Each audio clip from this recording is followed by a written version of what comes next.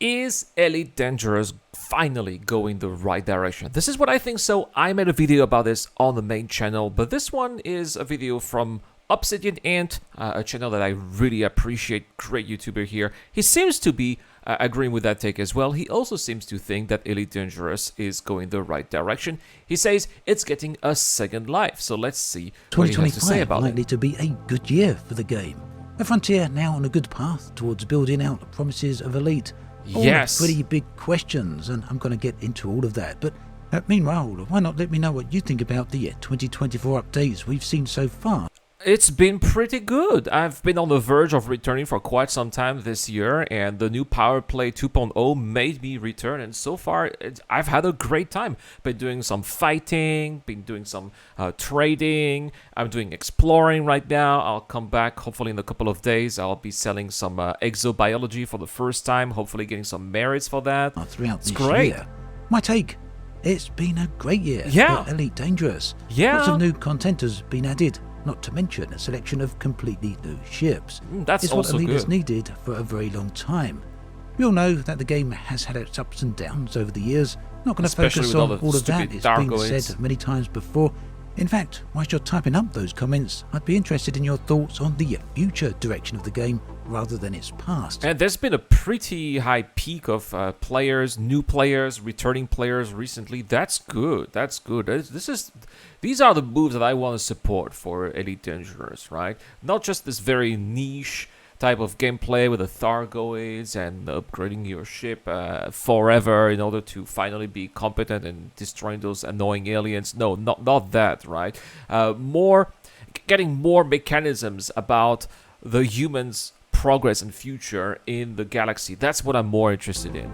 So, the next big update, of course, is colonization. Yes, right? Yes.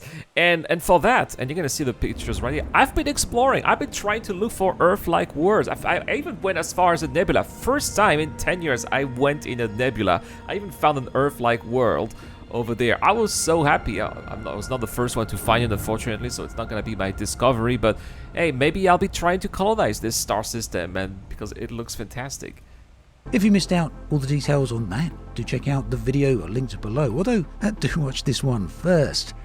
Now, colonization is a huge step for Elite. The interesting thing here is that it's going to be entirely player driven, or at least in a large part. That is wonderful. Oh, I hope we're going to be able to decide the economy, the resources that will be gathered, what we are going to be doing with those resources. I hope that as players, we are going to be able to make money as, colonizers or architects of a system. Maybe there will be some kind of tax that will eventually go into our pockets. That would be fantastic as well. I hope so. I hope so. Players will be able to guide the construction of space stations for starters after selecting a system to colonize. It better be also and the players will also settlements. have some influence over the economy of that star system, and perhaps as well the spread of civilization into the new, as yet unpopulated star system. So and there's going to be lots of choice. It's almost, 200 billion stars. That's almost infinite. That's awesome, right? There's going to be room for everyone, everywhere. How can you not be excited for that? it's the kind of direction that Elite is perfectly suited to with its massive galaxy. After There all, you go. there's a galaxy out there with 100 billion star systems. I thought it was No 200. reason at all not to give some player agency over them. It's literally impossible for the player base to fill all those star systems up anyway. Just no way that's going to happen with that number of star systems. Although, I've been doing some exploration. I went as far as almost 6,000 light years away from the bottle. Every single star system had been explored. I was so shocked. I was like, I'm going to find something that's not discovered, not explored. All of them. I was like, I remember back in the days you were going, 1,000, 2,000 light years away from the bubble. You were starting to find lots of star systems that were not explored. Here, 5,000, and not a single one was not discovered. All the planets had been discovered as well. I was like, man, the players have been busy, right? But yeah, it's great because if we have like new bubbles, these are going to be new places to start exploring from, and we'll be able to go further and further and further more comfortably, right? So I'm all for that. But I looking love those further into asteroid the future, bases. after colonization, what might be next for Elite Dangerous? And are Frontier really doing the right thing here? Well, Atmospheric planets, if Frontier are please. planning on continuing developing Elite as they have throughout 2024, and there's every indication that this is definitely going to be the case, that this is their intent, well, there's a lot of things that they certainly could do. The thing is that people have told Frontier for many years at this point, if you build it, they will come. And the proof of that is certainly on Steam charts. We can see here yes. some really nice player growth in terms of the numbers. Yeah, there. that's And nice. it might be a little bit early to tell if these numbers are actually going to stick, but there's certainly a clear growth trend going on here. Of course. And another thing I've noticed is plenty of returning players, people who left. Yeah, me too. I haven't played regularly Elite for a long time. I've been very off-put by all these, Thargoids nonsense. Oh my gosh. So now that they're going back to the fundamentals, the content that they should have been pushing earlier, right? Yeah, of course I'm Elite back. years ago are checking back in with the game again, and it's something that's really nice to see. So, more players, more updates, and of course more ships, which they are now selling for real-world money. That all I means think that's a good move. higher income. I think that's a good move. They're a little bit taking things off Star Citizen's book here, selling ship with real money. They're going into the game eventually, selling ships with base loadouts or advanced loadouts. I think that's a good idea. And again, you don't need to buy those new ships right away. There's already plenty to do with the ships that are already there. It's one way to support Frontier and help them, or at least encourage them, continue the development and show them that there is a market for a type of live service game like Elite Dangerous and compelling content for all the commanders, not just those interested in Thargoids. Yes, I'm all for that. And that's a good move. Now, if they could also sell a great expansion pack about planetary atmospheres, that would be even better, right? Not just Odyssey, but Elite, thick ones. no doubt. Gas giants. The too, bottom would be line, exciting. regardless of anyone's personal stance on selling ships, and I'm sure that we've all got different takes on that, regardless of that, it's obviously working out for Frontier. The proof is in these continued updates. Elite then is actually starting to feel like a fully fledged live service title. Frontier are changing how they're doing things here, and it's actually starting to work. Ultimately then, About if time. these updates continue to pay off, and if colonization is well received, it seems very likely that Frontier will continue to make more updates for the game along. Of course they are. There's just, as I said, there's so much potential in it.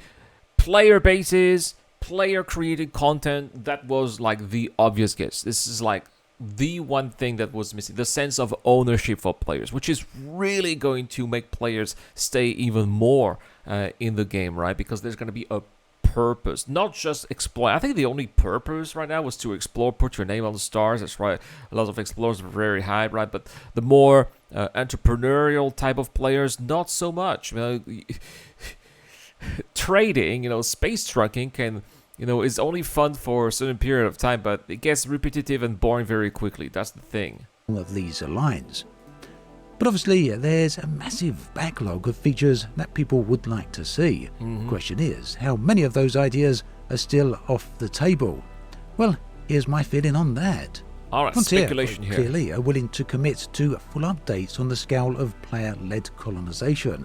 This is more than just refactoring existing gameplay or adding in a new UI. This is a completely new mechanic for the game. But more than that, it both enhances and changes Elite in a very fundamental way.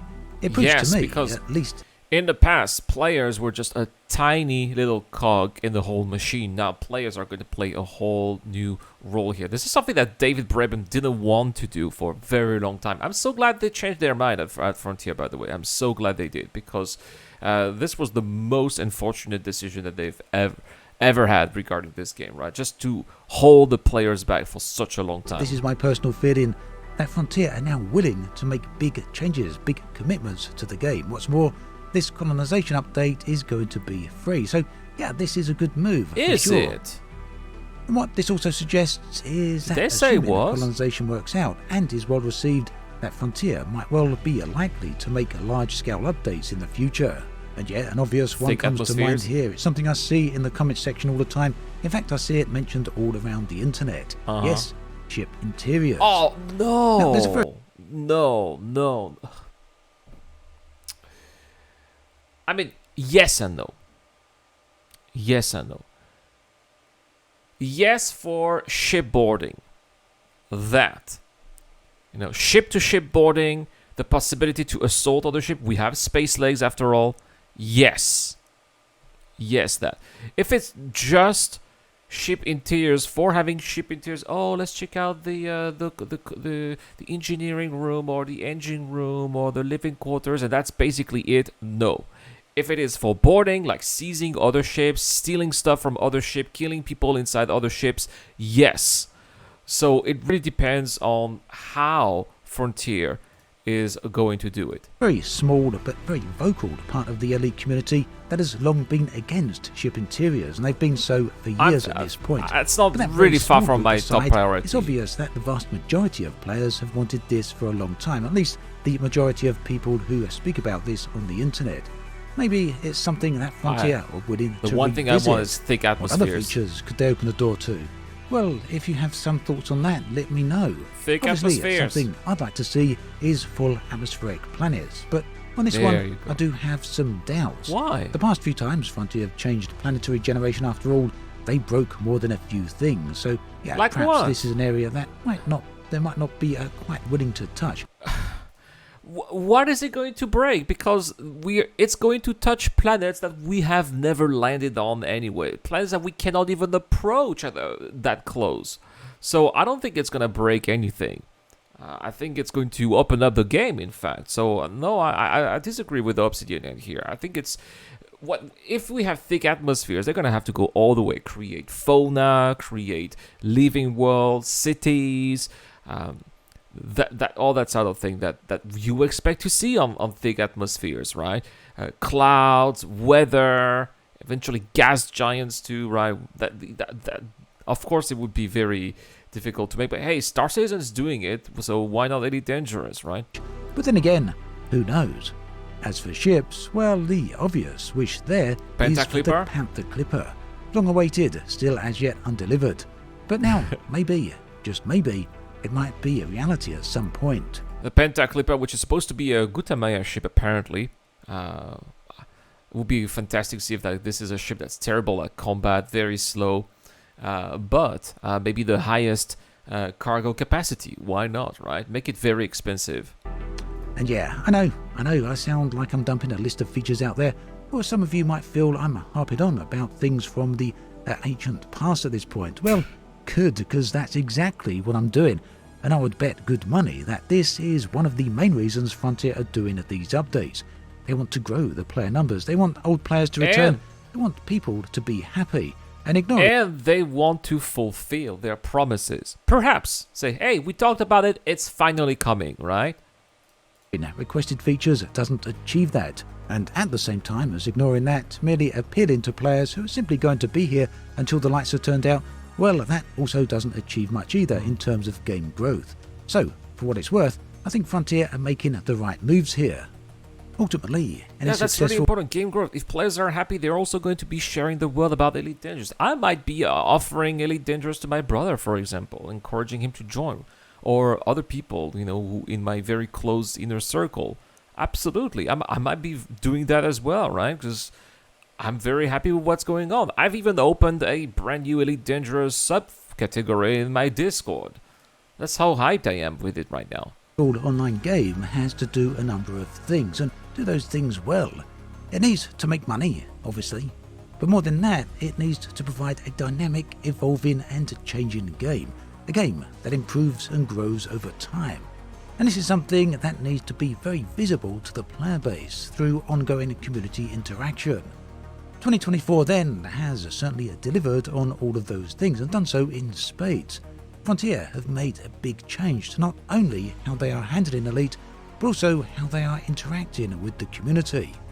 Arguably, that's true. That is at true. a better time. I love their monthly Frontier Unlock. I wish they could have like a weekly show about Elite Dangerous, like Star Citizen does, right? But monthly is already quite good enough.